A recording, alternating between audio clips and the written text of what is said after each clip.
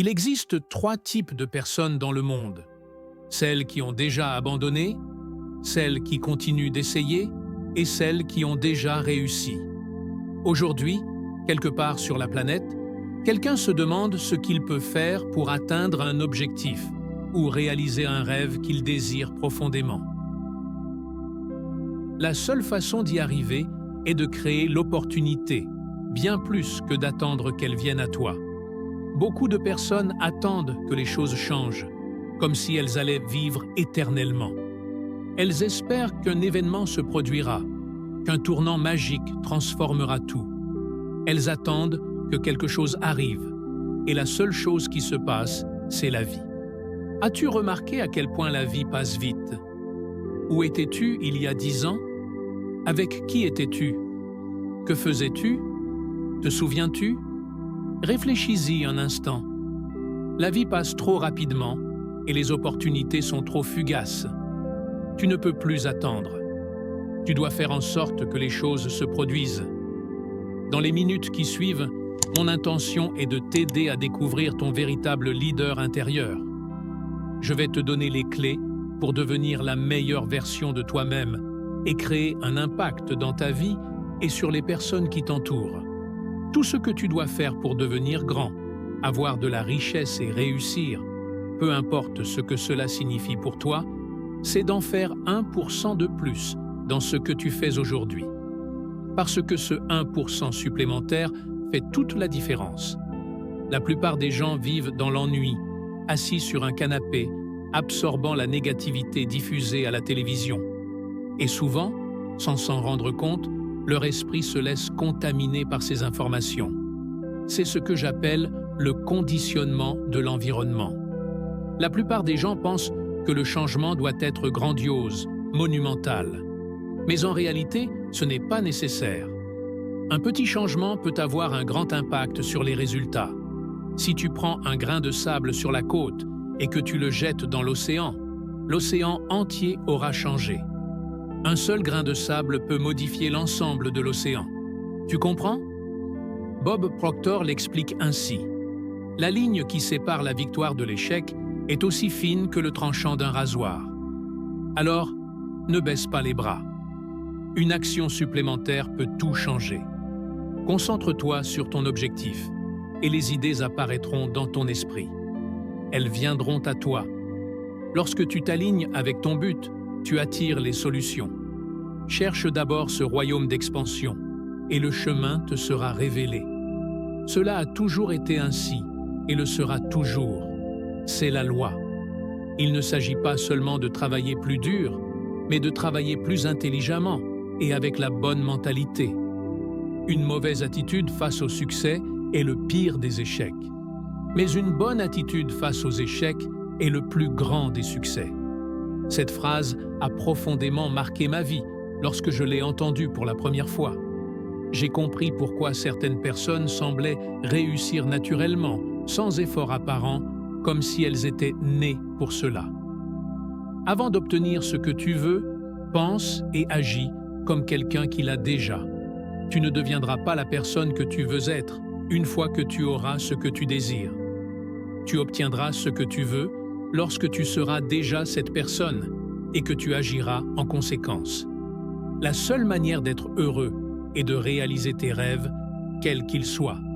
Et aussi inaccessible qu'ils puissent te paraître aujourd'hui, c'est de découvrir ton but et de reprogrammer ton esprit pour avancer vers lui, sans même avoir besoin d'y penser ou de te forcer à l'extrême. Notre subconscient fonctionne avec des programmes, et nous suivons ces programmes toute notre vie. Les compétences que nous apprenons à l'école et à l'université sont importantes pour réussir dans n'importe quel domaine. Oui, elles comptent.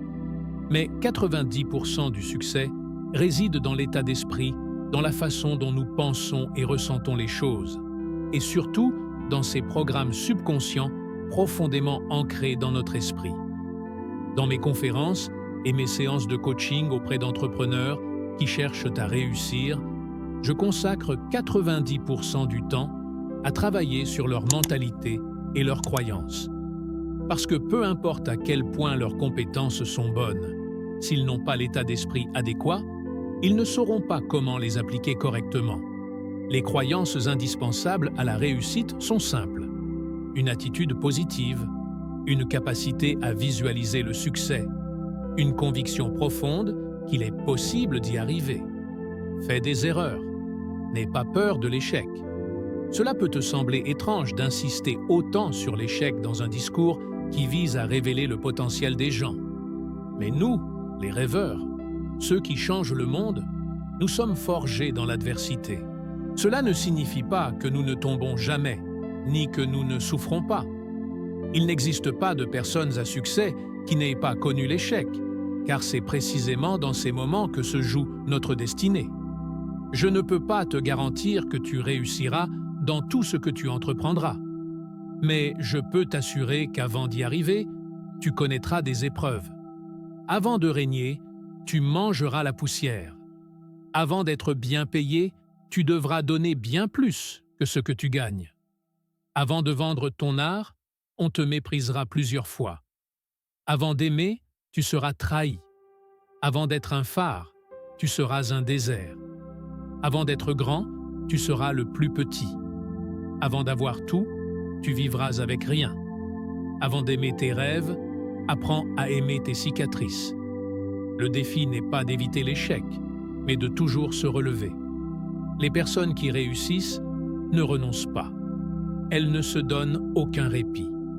Une personne qui réussit, c'est quelqu'un à qui l'on casse une jambe et qui se relève, à qui l'on casse l'autre jambe et qui se relève encore. L'échec n'existe pas. Seule l'idée de se sentir vaincu existe. Ce sentiment ne peut s'installer en toi que si tu le permets.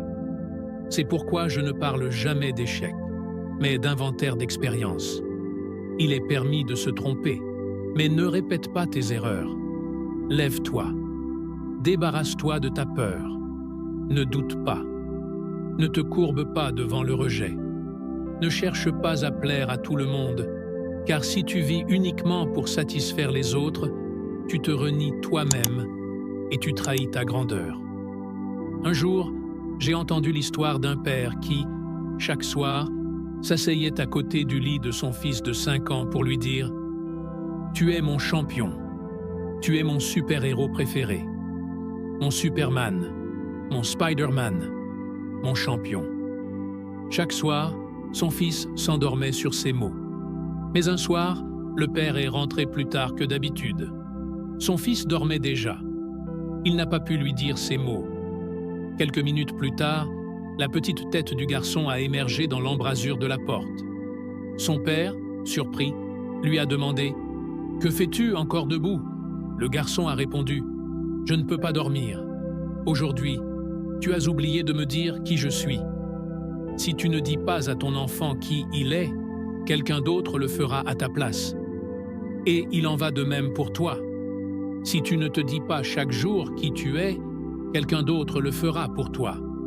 Ne laisse personne définir qui tu es. Tu es déjà grand. Tu es déjà exceptionnel.